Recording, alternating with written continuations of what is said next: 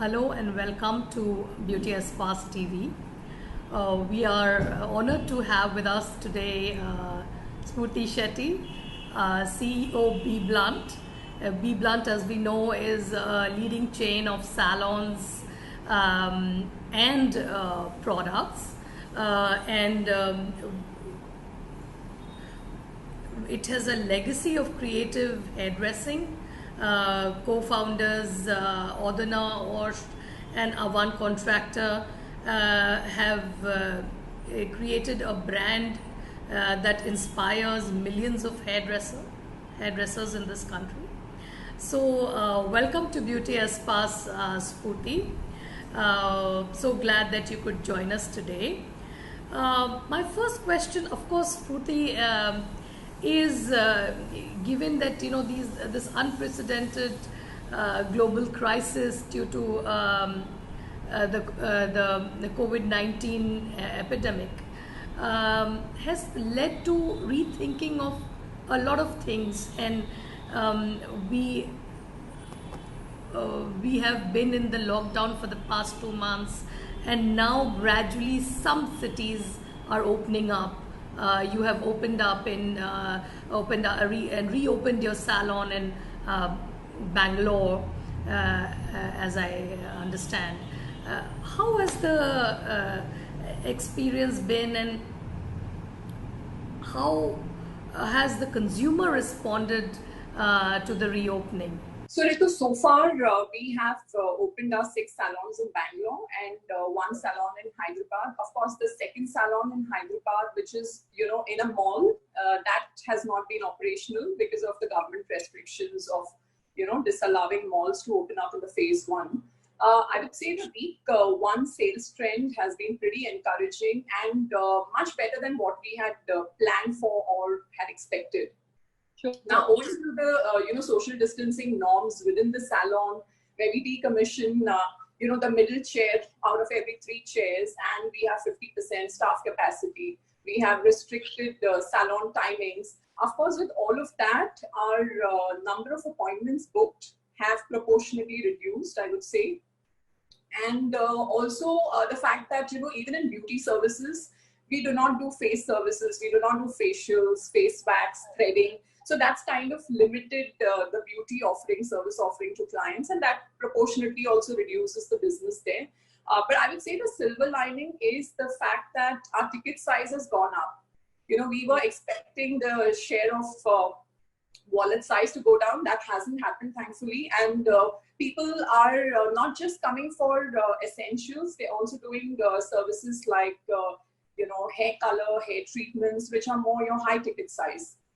So I think it's quite a positive sign so far, and I'm assuming that with more restrictions easing out, we will be in a good position.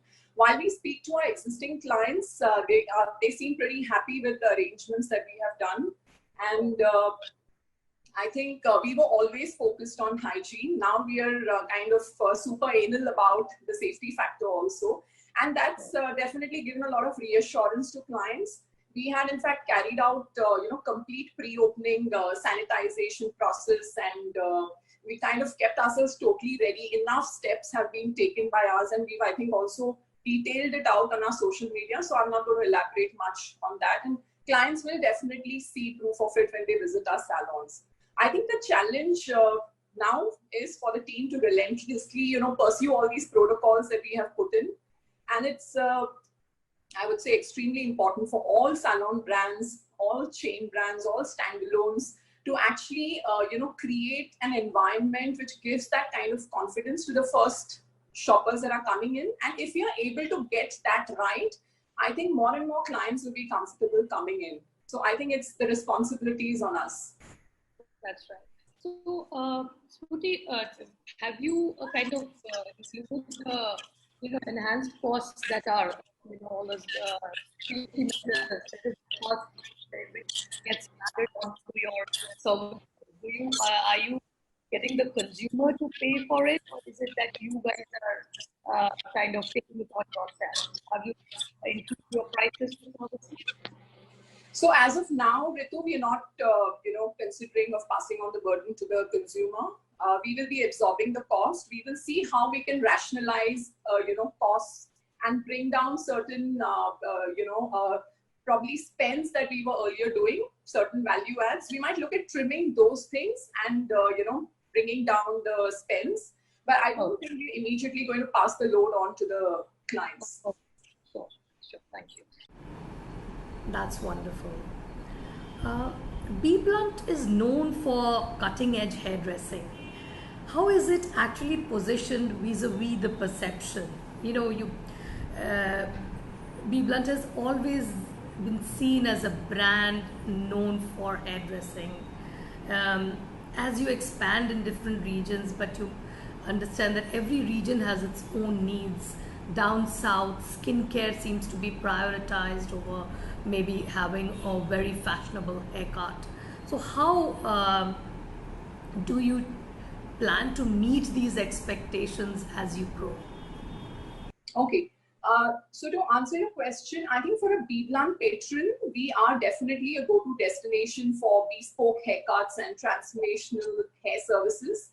And, we have never tried to be everything to everybody, and, we never casted a wide net, right? We know for a fact that we cannot be market leaders for beauty on nails. So we'll not put our energies there. Now we are a relevant brand to someone who is willing to experiment with their hair, someone who wants to constantly reinvent and improvise the way they look and feel, and someone who has, very high grooming involvement. So that is typically the kind of client we attract. Now in tier 2 cities, we are an aspirational brand. People are, of course, in tier 2 cities apprehensive about cutting their long hair. And we have also trained our teams now not to be, scissor happy, but rather make the client feel comfortable, and always, the endeavors to always try something new in terms of style. So I think to that extent, the clients are definitely, seeing a lot of relevance, as well as the aspirational quotient is there in the brand. We have experimented in tier 1 as well as tier 2 cities through the franchise network. But the fact is that each and every team member that gets absorbed in the franchise salon is, handpicked by us, trained by us, rather skill tested by us, and then trained by us. And that training is an ongoing process. So which is why I could very safely say that we've been able to maintain the quality and also the consumer expectations. Now, to be honest, yes, we face challenges in getting the right, the senior level talent in these markets. And it takes a fair amount of time to nurture, the new teams that we have absorbed in the franchise salons and de-bluntify them. Okay. So what we do is we have a differentiated pricing. Like we have a tier 2 pricing in the salons, where the pricing is in line with the expertise and the experience that they bring to the table. So that way we've kind of mapped the expertise experience with the price. Okay. So from there, my next question would be about people management. The fact that you have clearly a focused approach and on your core strength.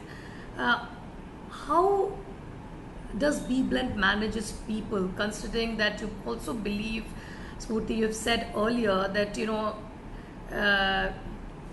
you believe in connecting the employee to a higher purpose that creates a sense of legacy, and they get they're self-driven rather than being driven by anything else, being driven by numbers or any such gimmicks. I think it's a very interesting question, which I take pride in answering, because the unique thing about Bblunt is that this is a company of the hairdressers, by the hairdressers, and for the hairdressers. 4 of our shareholders, Adhuna, Osh, Avan, Contractor, and Brent Barber, they're all hairdressers. So we really know what makes hairdressers tick, it's not a company that's led by a business person alone. It's got a good combination of head and heart. And I think that's what makes the big difference. Our team knows very well that, we've been constantly true to our identity. Now, hand, heart, and head, that is the philosophy behind our training also. And we work really hard to provide a solid foundation to the team. I would say we also give a very inspiring environment to a creative person. There's a lot of openness and creativity that is encouraged. And, the word Bblunt, the blunt word in Bblunt actually denotes being honest to yourself, being honest to your team members, and being honest to your clients. And what we encourage, is our team, I think we constantly tell them that do what is right. So the whole focus is on not being really sales forward, but being client forward.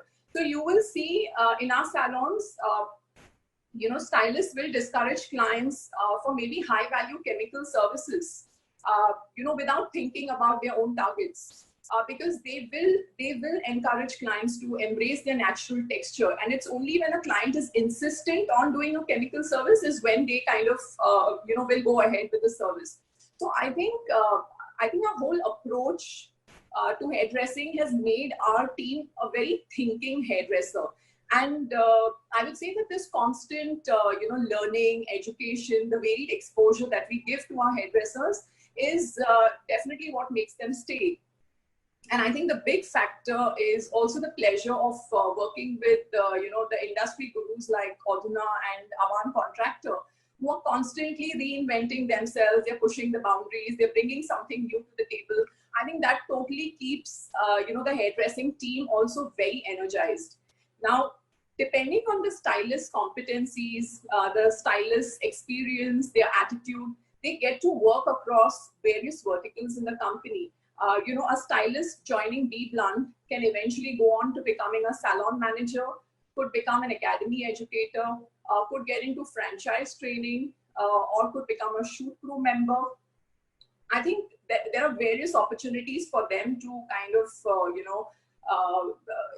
realize their true potential. So this varied career path is what makes hairdressers stay with us for, we have hairdressers who are with us for almost 2 decades. And what I have seen is that the ones who quit, are the ones who eventually, want to probably start something on their own, want to further their own brand name. And that's when, we kind of have to, unfortunately, part ways. We have a franchising, opportunity for them also, which comes to them at a very subsidized rate. But I guess at some point, the hairdressers also want to kind of create their own brand name. So that is when typically that we see people are thriving. I have never seen stylists joining a competition brand and hence quitting Bblunt. So I think our philosophy, I would like to sum it up with Richard Branson's quote, where he says that train people well enough so that they can leave, and treat them well enough so that they don't want to.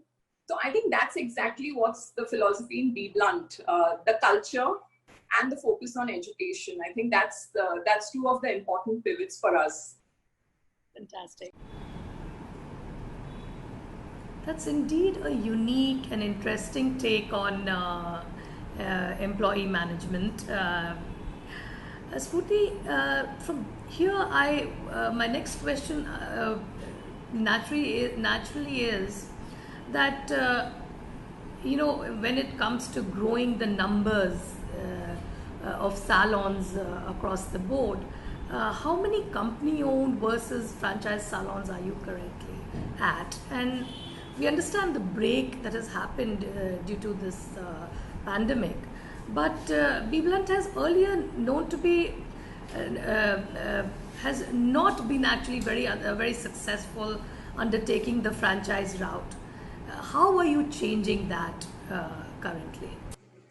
Okay, so we are 27 salons as of now. We are 9 company-owned and about 18 franchise salons.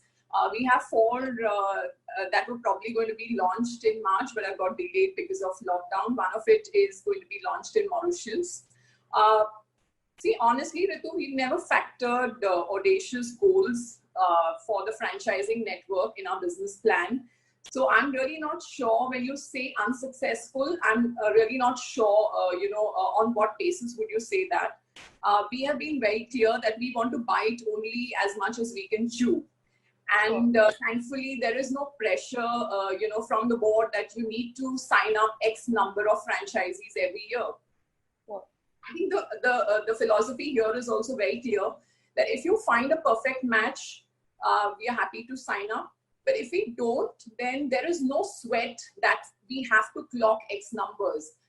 In fact, I would say that, some of the self-inflicted wounds in our salon industry is because of this whole, greed to have this breakneck speed of expansion, to have, palaces like Salons, to poach talent with obnoxious salaries.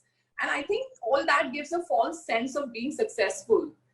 For us, we've always planned the growth in a very sustainable manner, and which is why you see that the brand has not compromised on quality in the last 20 years. And we are very, very passionate about that. So it's only when, we are confident of, the right match is when we go ahead with signing up. And in fact, for a large part of the Bblunt, we never really went the franchising route also. It was only when we were confident of a good back-end infrastructure support to the network is when we started taking up the franchising route. Having said that, with all good intentions, big brands like McDonald's also, who have a very well-entrenched franchising network capability, I think they also have a wrong match at times. And I think this is all part and parcel of the business. And that's when you need to take a hard call and weed out that partner before any damage is done to the business, right? So there's really nothing much that we would want to change in terms of our strategy on how we want to go to the franchising route. We probably look at, adding about 5 numbers every year. And if that, if we don't find the 5 perfect matches, we are okay doing 4 or we are okay doing 3 also. So that's how we are really going. Our focus is mainly on giving a good education support to the franchise network. And I think we've really got that right. We have ensured a very good education support, which is not just an induction training, but a continuous ongoing training that every franchise door gets from us. Sure. Fantastic. So how many salons are you currently? So currently we are about 27 salons, 9 company owned and 18 franchised. And these are across all, parts of India. So we are about in 12 cities and about 11 states. Okay. So that's a very rapid expansion, I must say. Like, that's a good number that you've done. And so you have a very strong legacy of technical and creative ability at Bblunt. One would also expect an interesting model of expansion in education. What's cooking on that front? So I think, we specialize in the foundation course, and our foundation course is constantly evolving, and, the curriculum keeps getting upgraded with the changing times. Yes, during lockdown, we also kind of leaned very heavily on technology like every other business, and we embraced, the digital medium very well. I think that also seeded this thought of online education somewhere in our head. Yes, we are exploring that route now.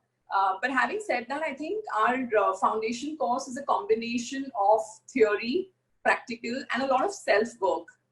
So I think what we have now discovered is, considering the new social distancing norms also, that we can limit the number of classroom days, and we can take the theory part, the demo part online, and maybe where it really requires the educator supervision is what we can do in classrooms, right? So, yes, I think there is a lot of reinvention during the lockdown, because a lot of us have learned new things, new techniques. And I think the ways of doing business also will change. For now, Ritoo, our focus is really on getting the 3 foundation course batches started, because that's been halted since the lockdown. And we're just trying to, sit across and understand how do we create a good amount of social distancing with the students coming in, with their models and the educators. So, I think the focus right now is really on that, and not really discovering some new ways of imparting the education. Sure. So we would wish that that also happens in course of time. That's really interesting. Another thing that you have as your huge strength, and as we know in this country, Bollywood sells like nothing else. So how does working with Bollywood get integrated in your business model? And as we know, it's a very personality-led thing, Avan is always seen to be at the forefront along with Adhuna in leading these projects. How do you make it part of your wholesome offering? So Ritoo, as you rightly said, Bblunt has a very strong equity in Bollywood, thanks to Adhuna and Avan Contractor. Historically, it just started off in a very organic way. It was probably not taken as a very serious business vertical. But today it's a very different scenario. Shoot vertical for us is as important as a franchising vertical. We have a dedicated shoot crew team, which is ably and professionally managed by Avan Contractor. We have, annual operating plans around this vertical. We have year-on-year target growths that we chase. I think this vertical, I can very confidently say that it contributes significantly on our bottom line. So it is definitely well entrenched in our business model today. And if you see, the shoot crew team also is ever expanding. We keep adding new members on the shoot crew team, and there is a very clear career path even there. Somebody who joins in a shoot crew goes on to becoming a project manager, and likewise. So there is a career path. There is a very clear education focus. All new members that we take in the shoot crew have to go through training, have to be, have to build that resilience to be on a shoot, because shoot is typically anywhere between 14 to 18 hours a day. So there is a lot of training, coaching, mentoring that happens on the set also. And of course, for the ongoing training for the senior team members also, there is a lot of, focus from Avan there. So I feel this is very much a part of our business model right now, and we're just not looking at it with any less seriousness. Okay, there's something very special and unique about your business. That's indeed another interesting take, Spoorthy. So tell us about the product business. How has the growth been, and how do you balance a strictly salon business that utilizes professional grade products with a product line that sits everywhere across mom and pop stores, department stores, etc.? Okay, I think the Bblunt range of products, it's a very carefully curated range of both hair care and styling products. And, it's again, thanks to Adhuna and Avan, who have helped in designing these products along with, the support of Godrej R&D. We've really, we've really brought the care and styling with a Bblunt experience to almost every household now, with the support of Godrej distribution network, right? Okay. See, the idea back in the days was to create an accessible and affordable range of product line. And it only became possible because of the Godrej support. We could lean on them, their marketing know-how. And today, typically, an FMCG market, it's constantly evolving, and there is a plethora of products for the consumers to select from. However, I would say trust and credibility. These are two important factors when it comes to operating in the lifestyle segment. And that is exactly what the Bblunt Godrej partnership brings to the table, right? Because of our many, many years of salon experience, of having worked with the Indian hair, we exactly know the kind of products that we have to bring to the table. So I think we've been pretty happy with the response and visibility that Bblunt products have received. And I think as a salon brand, we definitely understand the intricacies of working with a professional range of product. But we have ensured that though the Bblunt products, may seem to be at a very entry level pricing, in terms of efficacy, it is at par with any professional product. I would say also that, as hairdressers, Adhuna and Avan were very aware that the culture of, using the right care and styling products at home is not there with every Indian consumer. And which is why I think the whole endeavor was to educate, the clients to embrace that kind of a regime. And that is where this whole, Bblunt product came into place. And historically, a lot of salon brands, international salon brands, have a similar legacy. They have their own in-house product range, and they're also simultaneously working with with professional line of products. I would say, Tony and Guy, Nikki Clark, John Frieda, they're all having a similar legacy. So yes, I mean, in our salons, you'll find us having a multi-brand philosophy now. We have a well-curated range of luxury and, brands like eco-friendly brands, luxury brands, fashion brands. We have all of that, so our clients can definitely, we also have the Bblunt range, so from an entry-level pricing to the most premium pricing, we have it all within our salons. And yes, the salon brands have also been, the partner brands have been very helpful during this lockdown period. We've had a lot of team engagement activities coming from their side. Of course, certain brands like Balmain and Olaplex also helped in a lot of product deliveries during this time. And I'm quite happy to, talk about Godrej Professional here. As you may be aware that they have really come out in support of the salon industry, and they've been helping salon brands, irrespective of whether the salon brand is keeping Godrej Professional products or no. They've been giving free kits to them, and sanitation products at very subsidized rates. So there's the whole ecosystem is rallying during this time. Yeah. Okay. Absolutely. So, so do you think retail is fast the need of the hour, so that salons can and should do far more retail than they are actually doing in this country? The focus is more on services, and there is a need for change. You're asking about the selection process? Yeah, the suppliers and how they have helped you build this. Okay. During how they have supported you. Okay. So I think, now that we're dealing with multi-brands, we have almost 4 or 5 different product partners that we're dealing with.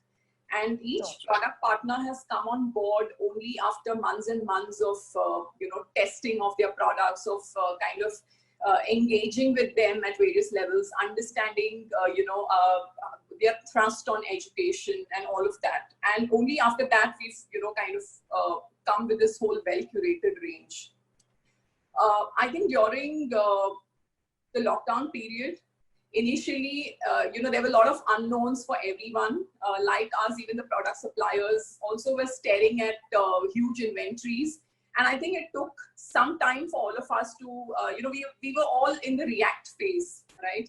So it took some time for all of us to get back into action. And once that happened, there was constant, interaction with the team on giving trainings, on focusing on, bringing some international salon brand owners who have probably opened up, post their lockdown, giving inputs through them to us. And, we could kind of understand how post-lockdown, what are the things that you need to focus on, what are the things that will require serious attention. So all that kind of coaching, mentoring, I think happened with brands like Vela and, Balmain, Olaplex.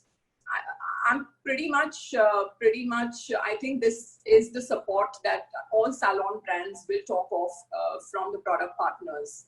Of course, going forward, let's see if you're able to negotiate some good terms of trade from them, credit facility. But I believe even they are also in a similar boat now because of lockdown, huge inventory pile up and all of that. So I think it's all about give and take. We also have to mutually respond to their needs at the moment.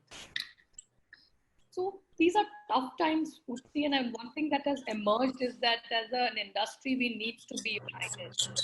That our issues are heard by the government and other, parties and partners. So, Sure.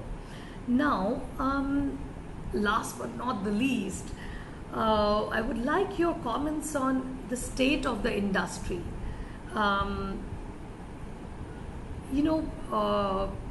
This emergency has, like no other, made us realize that the salon industry needs to be united, to have a body which kind of represents its interests to the government, and have certain uniform policies. There is a strong need to be aligned as an industry.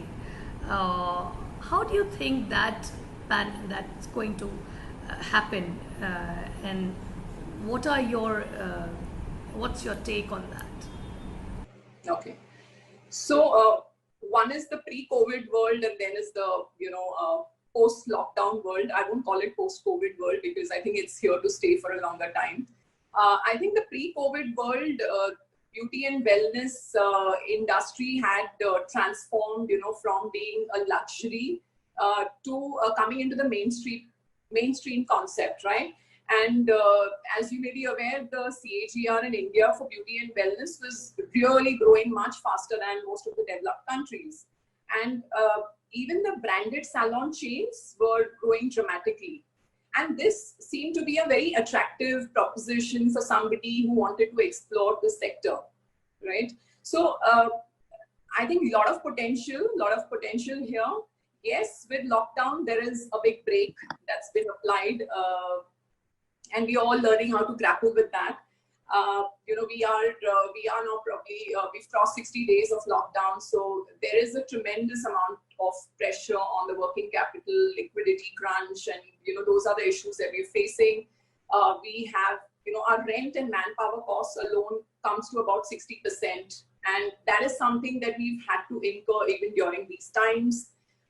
So yes, I think the situation for the immediate future would be a little grim. We may see, certain small setups just seeing mass extinction of those small setups.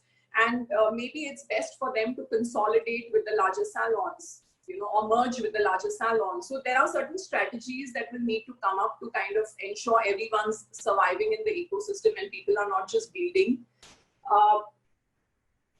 Also, I think today every brand and every business owner is worried about business sustainability and then about business continuity. So it's rightfully so, right? That we will need to first ensure continuity of the business and then think about growth.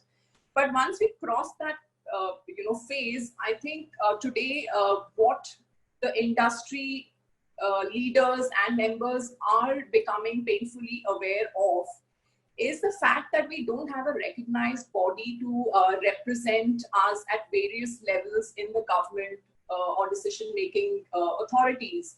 And that is something that we are realizing, because when you look at Retailers Association of India or Restaurateurs Association, we realize that there is a lot of, impact of having a big clout with you. And that is something that the salon industry has historically been very fragmented. And I think now the whole COVID has galvanized, the industry, and we are really working towards creating that, professional body, which is then also helping us not just in getting certain, economic sops from the government, but in terms of recognizing this whole industry as a very important part of, as a very important part. And also another thing that's ailing this industry is the fact that, there is no licensing required to start a salon or to start an academy. And I think bringing those right regulations in place through this body is, again, another very important thing that will be welcome. So I would say that, yes, the industry was in a very good growth phase. It's been temporarily halted. And maybe it's halted for the right reasons, because we have all come together as a big, consolidated group, and we are chasing common goals. So I'm sure something really good is going to come out of this union. That's great. In fact, there's a lot of realization about retail being a big part of the business. Which has not been the focus for many salons, or I would say most salons don't focus on as much as service. Retailing as a portion of the business. Product retail as a part of your business. Product retail as a part of the business has never been so strong, which is as strong as it should have been for salons. Yeah. I think, yeah, you're right, because in the West, the product contribution is as high as 45 to 50%. And like I said, the home care regime is well entrenched in the consumers there. And we, as the pioneers of the industry, are building that kind of, educating clients to build that kind of regime. So it definitely will take time to penetrate. Having said that, I think a lot of companies have moved from a 12-13% product contribution to coming, more towards the 20-25% contribution. So I think it's a good, growth that we are seeing now from retail. And the fact that, from being a single brand salon, having that exclusivity with just one brand, and today, giving your consumers and your stylists the choice to, experience different brands in different categories, different price points, catering to different needs, that also gives a lot of volume drive to the business. So I think going forward, multi-brand is surely a way to go, and you just can't be married to a single brand and expect that your consumer who's walking in is just going to be happy with just one range of product. That's definitely an important insight for this time. So, thank you so much for coming and joining us on Beauté Espace TV. And we hope to stay connected and you do keep us in the loop about everything that happens at Bblunt. Have a great day. Thank you so much. Thank you, Ritoo. Thank you, Ritoo, for having me here. Thank you very much.